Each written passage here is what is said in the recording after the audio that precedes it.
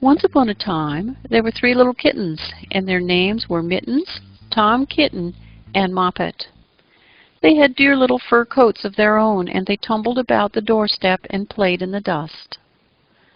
But one day their mother, Mrs. Tabitha Twitchit, expected friends to tea, so she fetched the kittens indoors to wash and dress them before the fine company arrived.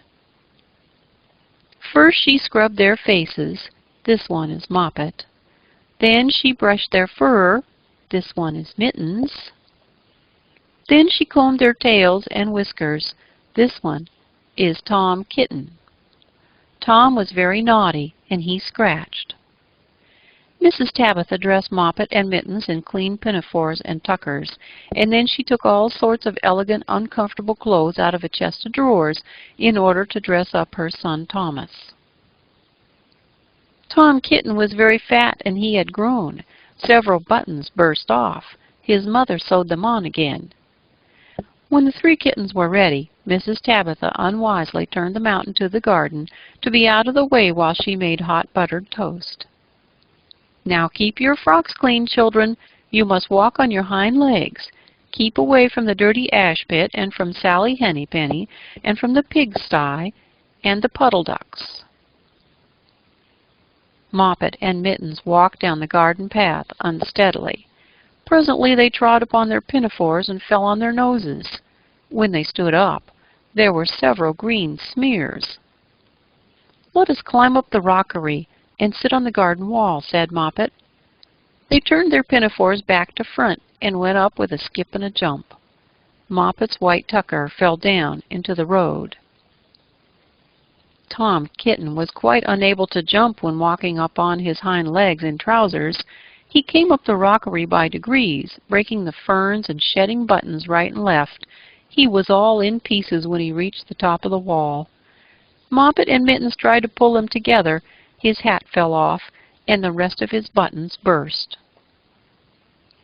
While they were in difficulties, there was a pit-pat-paddle-pat, and 3 puddle ducks came along the hard high road, marching one behind the other and doing the goose step. Pit-pat-paddle-pat, pit-pat-waddle-pat. They stopped and stood in a row and stared up at the kittens. They had very small eyes and looked surprised. Then the 2 duck birds, Rebecca and Jemima Puddle Duck, picked up the hat and tucker and put them on. Mittens laughed so that she fell off the wall. Moppet and Tom descended after her. The pinafores and all the rest of Tom's clothes came off on the way down. "Come, Mr. Drake Puddle Duck," said Moppet. "Come and help us to dress him. Come and button up Tom." Mr. Drake Puddle Duck advanced in a slow sideways manner and picked up the various articles, but he put them on himself. They fitted him even worse than Tom Kitten.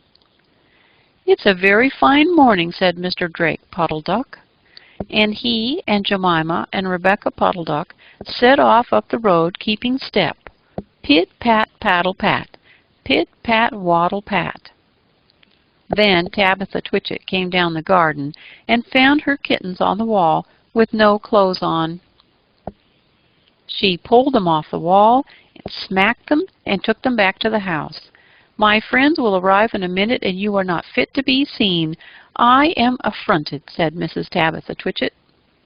She sent them upstairs, and I'm very sorry to say she told her friends that they were in bed with the measles, which was not true.